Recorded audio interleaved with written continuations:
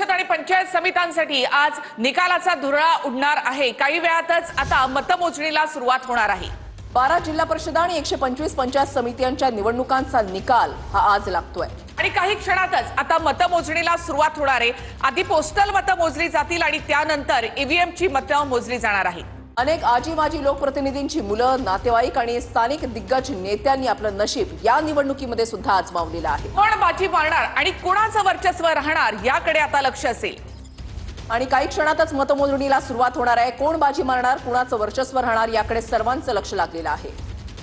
थेट आपण इंदापूरमध्ये जाऊयात आमचे प्रतिनिधी लक्ष्मण जाधव यांच्याकडे।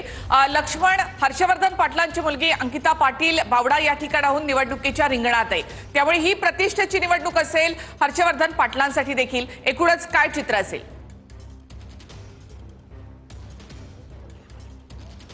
नक्कीच वृषाली, कारण की इंदापूर तालुक्यातील जिल्हा परिषद आणि पंचायत समितीची जी मतमोजणी प्रक्रिया सुरू होत आहे।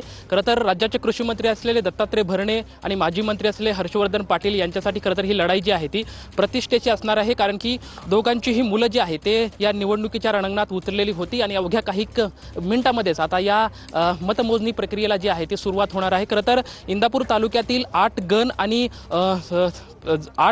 गट आणि 16 गणांसाठी जवळपास 113 उमेदवार जे आहेत ते रिंगणात होते आणि जवळपास 24 खरं तर या ठिकाणून उमेदवार जे आहेत ते निवडून येणार आहेत। मात्र सध्या आपण ज्या मतमोजणी केंद्र आहे इंदापूरमधलं शासकीय गोडाऊन आणि या ठिकाणी अवघ्या काही मिनिटांमध्येच खरं तर मतमोजणीची जी प्रक्रिया आहे ती सुरुवात होईल। मात्र दत्तात्रय भरणे आणि हर्षवर्धन पाटील यांच्यासाठी खरं तर ही निवडणूक जी आहे ती प्रतिष्ठेची मानली जाते आणि अवघ्या खरं तर महाराष्ट्राचं लक्ष पुणे जिल्हा परिषद आणि पंचायत समितीकडे लागलेलं आहे, कारण की अजित पवार यांच्या निधनानंतरची खरं तर ही निवडणूक आहे। कारण की राष्ट्रवादीने कुठलीही प्रचार यंत्रणेमध्ये खरं तर राष्ट्रवादी उतरलेली नव्हती, त्यामुळे साहजिकच मतदारांनी नक्की कौल कुणाला दिला आहे तेही पाहणं तितकंच उत्सुकतेचं ठरणार आहे। मात्र दत्तात्रय भरणे आणि हर्षवर्धन पाटील यांच्यासाठी ही निवडणूक जी आहे ती महत्त्वाची असणार आहे। दत्तात्रय भरणे यांचा मुलगा श्रीराज भरणे आणि हर्षवर्धन पाटील यांची मुलगी अंकिता पाटील या निवडणुकीच्या रणांगणामध्ये आहे। अवघ्या काही क्षणामध्येच खरं तर ही मतमोजणी प्रक्रियेला सुरुवात होईल। सुरुवातीला पोस्टल मतमोजणी जी आहे ती सुरुवात होईल आणि गटनी हाय खरं तर ही मतमोजणीला सुरुवातीला